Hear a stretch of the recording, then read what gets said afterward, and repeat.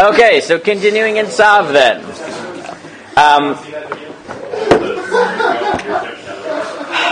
A word that comes up often in Tzav. Yay! Now let's get a word that comes up that you probably misunderstand, and sometimes the midrashim play on the misunderstanding of it. What? We did reach nichach. It's actually a much simpler word. Tzav.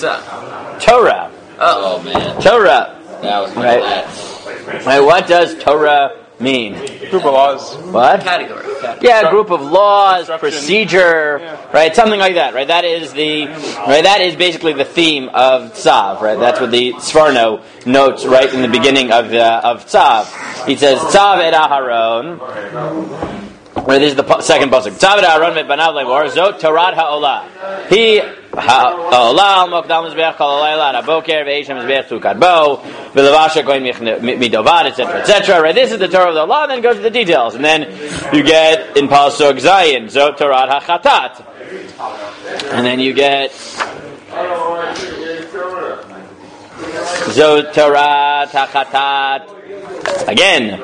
And then you get Zot Torah Ha'asham, right? You know, this is a theme. And Sforno opens the parsha that way. And he says, Achar she'gid ma'aseh karbanot. And after in Vayikra we told you sort of the generic karbanot, Amar HaTorah ha'ru'uyah l'kol echad ve'echad. We told you the teiche, right? The procedure that is necessary for each one. Asher bo ramaz chilek uni b'hem. Now, why is it that Parshat Tzav discusses the Torot of the Karbanot and Vayikra does not? This one's only for the Kohanim? Correct, right? Because Vayikra was, yes, exactly what we said last week. I'm glad you were listening, right? Because Vayikra was written towards Yisrael, and therefore the context is the motivation for the karbanot, right? What would make you bring a karban? Is it your own volition? Is it obligatory karban? Is it a chatat? Is it a hasham? Is it an olah? Etc. Is it a mincha? Right? Is it a zevach or a mincha? And all of that. But the average Jew doesn't need to know how you bring the karban because, shocking, he's not bringing the karban, right? He's bringing the karban as far as the mikdash, right? He can shecht it if he wants to, right? As we talked about in Kudshim, he didn't usually do that, right? The evidence that we have in Chazal is that despite the fact that the average Jew, if he wanted to, could shecht his karban because shchita ksher bizarre, he didn't usually. They trained the Kohanim to shecht. But yes, Tzav, unlike Vayikra, doesn't open with Daber el Bnei Yisrael. It opens with Tzav et Aharon vet banav lemor. And yes, if you are telling the Kohanim how to deal with the Karbanot, the Kohanim actually have to know what to do. And therefore, and this is what we talked about last week, the Parshat Tzav is not organized by motivation. It's organized by Kedusha of the Karbanot, right? Because that makes sense, right? Once you are, right, Vayikra is, whatever, the public version of the Sefer, right? This is what the average person needs to know, announce it in a way that's meaningful to them. Tzav reads more like a instruction manual, or a Kitzur Shulchan Aruch, or whatever you want, of Karbanot. And again, right, that's why Tzav is organized. But again, this is not like, right, I know Ephraim doesn't like Divrei Torah because he thinks every Divrei Torah is just inspiring fluff. This is not inspiring. I understand this is not inspiring. I'm describing to you what Tzav is, right? That Tzav. Now, again, what we noted last week. What? I don't feel very inspired. Yes.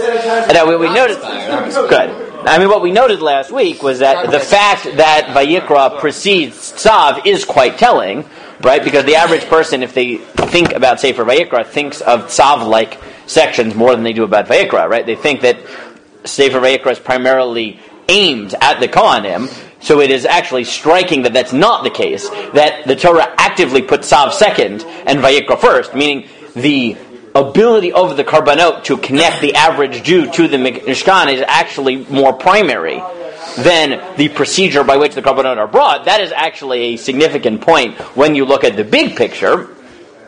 But Tzav is, again, at least the first part of Tzav really does read like the instruction manual, right? And again, you get Tzav et Aharon vet banav lemor zot Torah ha'olah.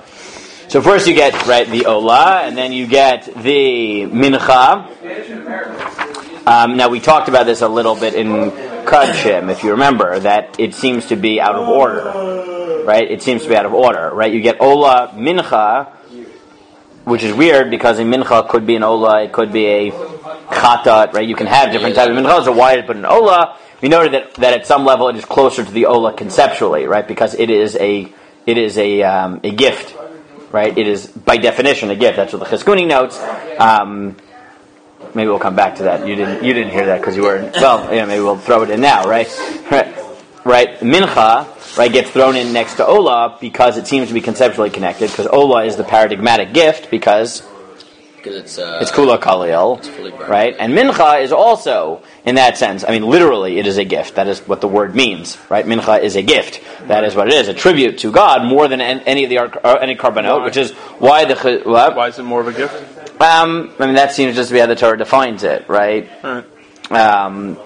But we noted, right, that is the way the Chizkuni understands the unique halacha by Mincha, which is Minchas Kohen is Kula Kalil, right? Minchas Kohen is Kula Kalil. No, that the Minchas Kohen has to be totally burned because it's a gift. Everything is like that. You always have to bring it from your own. You always have to bring it mina chulin, right? But the difference of Mincha is that a normal karban, when a Kohen brings it, it follows the normal rules of karbanot. That's not true of Mincha. By Mincha, right, some of it goes in the Mizbeach, the rest is eaten by the Kohen, not by a Minchas Kohen has to be totally burned, because as the Chizkuni said, it wouldn't be a good gift, right? If he ate 95% of it and the rest of it, that's not how gifts work. So then you get the Mincha, and then you get the the Chatas, and then the Asham, and then the Zevach HaShlamim, and then you get, obviously, once you're here, what else would you expect? Again, this is just organizing the parsha. What would you expect after this? After the Yasham. So, I mean, once we've done all of those, what would you expect?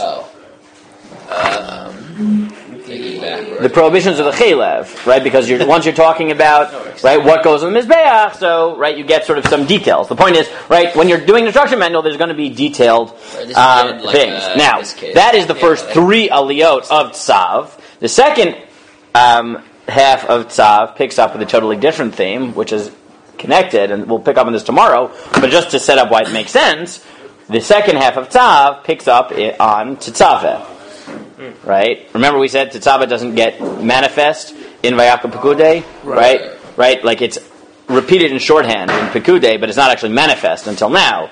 Meaning the inauguration of the Kohanim happens now, which makes sense, because, right, first we talk to Israel, then we talk to the Kohanim and say, here's what you have to do, and then we wake up and say, wait a second, in order for you to bring these karbanot, you need to be inaugurated, right? We need to inaugurate you.